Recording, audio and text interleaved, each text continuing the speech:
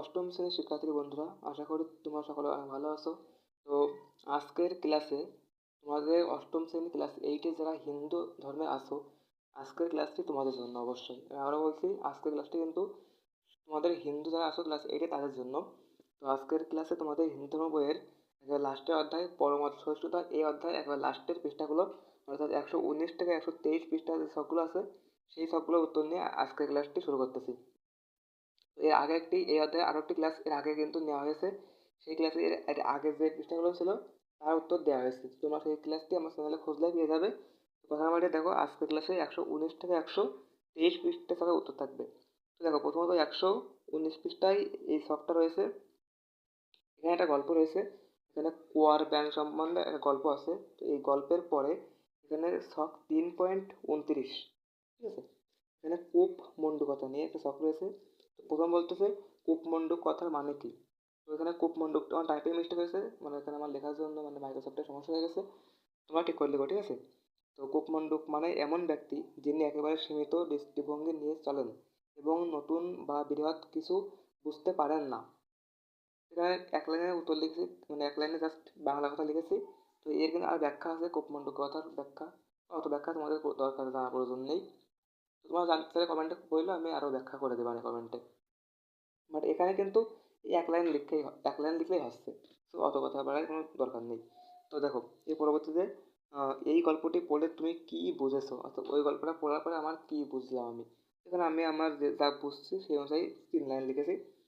দেখো, গল্পটি পড়ে আমরা বুঝলাম যে সবাই তার নিজ অবস্থানকে অনেক বড় মনে করে। বাইরের জগৎ সম্বন্ধে কোনো ধারণা না নিয়েই সে নিজের মতামতের অহংকার দেখায়। কেউ তার ভুল ভাঙাইয়ে দিতে চাইলেও সে গুরুত্ব দেয় না, বরং তাকে অপমান করে। তো 119 পৃষ্ঠা শেষ হলো। এরপরে 120 পৃষ্ঠা এখানে সব রয়েছে যে কুয়ার ব্যাংকে কি তোমার পরমত সহিষ্ণু মনে হয়েছে বা মনে হচ্ছে এবং কেন, বুঝে লেখো।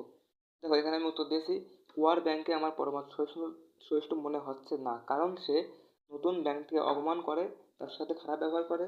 কুয়ার ব্যাংক সারা জীবন কুয়ায় থাকার কারণে বাইরের পরিবেশ সে কিছুই জানে না, চিনে না। এজন্য তার নতুন ব্যাঙের বলা কথা গুরুত্ব দেওয়া উচিত ছিল এবং তাড়িয়ে দিতে না বলা, মানে তাড়িয়ে না দেওয়া উচিত ছিল, এই লিখবা, ঠিক আছে। অর্থাৎ কুয়ার ব্যাংকটি পরমত সহিষ্ণু নয়। তো এরপরে 120 পৃষ্ঠা হয়ে গেল। 121 পৃষ্ঠায় 121 পৃষ্ঠায় এখানে কোনো শখ নাই। এরপরে 122 পৃষ্ঠায় এখানে শখ রয়েছে যে আমরা পরমত সহিষ্ণুতার গুরুত্ব সম্পর্কে জেনেছি। এবারে আমরা প্রত্যেকে নিজের জীবনে কিভাবে পরমত সহিষ্ণুতার চর্চা করব তা একটি গল্প, কবিতা, অনুচ্ছেদ, নাটিকায় লিখে প্রকাশ করি। এখানে একটি গল্প লেখার মাধ্যমে মানে এই পরমত সহিষ্ণুতা চর্চা করার পদ্ধতি লিখতে হবে। তো আমি খুব সংক্ষিপ্ত আকারে এখানে একটা গল্প লিখেছি। দেখো, আমি একটি ছোট্ট গ্রামে বাস করতাম।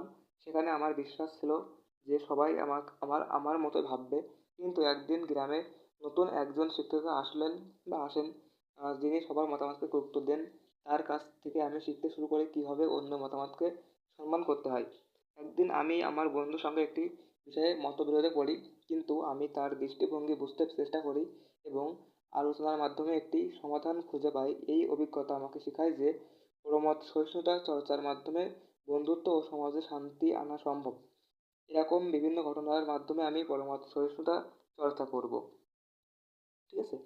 এর মাধ্যমে 122 পৃষ্ঠা শেষ। এরপরে 123 পৃষ্ঠা এখানে একটা শখ রয়েছে। এখানে এই শখের মধ্যে 5টা পয়েন্ট উল্লেখ করা আছে। তো এই 5টা পয়েন্টে এখানে সম্পূর্ণ সহমত নই। এখানে টিক চিহ্ন মারতে হবে এবং লাস্টে সেই টিক চিহ্ন কেন মারেছি মানে টিক চিহ্ন কেন দিয়েছি সেই অনুযায়ী একটা মন্তব্য লিখতে হবে। তো আমি এখানে প্রথমটাই ধরো, এখানে আমি টিক চিহ্ন দেওয়ার জন্য আমি এইভাবে টিক চিহ্নগুলো দিয়েছি এখানে, ঠিক আছে। দেখো, প্রথমটাই সম্পূর্ণ সহমত দিয়েছি এবং মন্তব্য করেছি যে সকল ধর্মে সহনশীল হতে বলা হয়েছে। দুই নম্বরে বলছে যে অন্য ধর্ম বিশ্বাস আমার সঙ্গে না মিললেও আমি তার বিশ্বাসকে সম্মান করি। এখানে আমি সহমত টিক দিয়েছি, কারণ সকল ধর্মের বিশ্বাসকে সম্মান করতে হবে। এরপরে পরমত সহিষ্ণুতার গুণ না থাকলেও একজন মানুষ ধার্মিক হতে পারে। তো আমি এখানে না দিয়েছি, কারণ পরমত সহিষ্ণুতার গুণ না থাকলে কখনোই ধার্মিক হওয়া যায় না। মন্তব্য লিখেছি কি ধার্মিক হওয়ার জন্য পরমত সহিষ্ণু হতে হবে। এরপর 4 নম্বর, ধর্মপ্রাণ মানুষ ভিন্ন ধর্মের মানুষকেও তার ধর্ম পালন করার সুযোগ দেয়। এবং যে ধর্মপ্রাণ ব্যক্তি সে অন্য ধর্মের মানুষকেও তার নিজ ধর্ম পালন করার সুযোগ দিতেই পারে। সো আমি সহমত দিয়েছি এবং বলেছি যে ধর্মপ্রাণ মানুষ তার ধর্ম নিয়ে কখনো অহংকার করে না।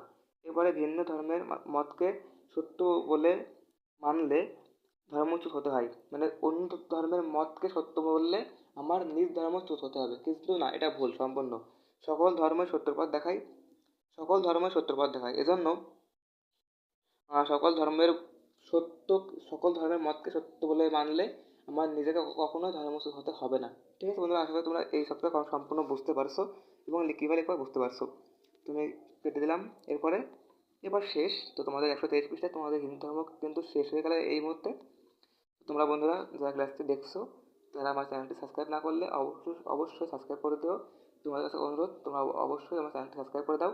তাহলে আমরা পরবর্তীতে আরও ভিডিও বানাতে আমি আরও উৎসাহিত হবো। এবং তোমাদের ক্লাস 9 কদিন পরে তোমাদের পরীক্ষা হবে, বার্ষিক পরীক্ষা। এরপর তোমরা ক্লাস 10-এ উঠলে তোমাদের ক্লাস 10-এ এসএসসি পরীক্ষার জন্য খুব অল্প সময় পাবা, সেহেতু আমি চেষ্টা করবো তোমাদের অল্প সময়ে ভালো একটা প্রস্তুতি নেওয়ার জন্য, ভালো ভালো সাজেশনমূলক ক্লাস নেওয়ার জন্য। তো সকলকে ধন্যবাদ। আবার বলছি, সবাই সবাই অবশ্যই চ্যানেলটি সাবস্ক্রাইব করে দিও। ধন্যবাদ।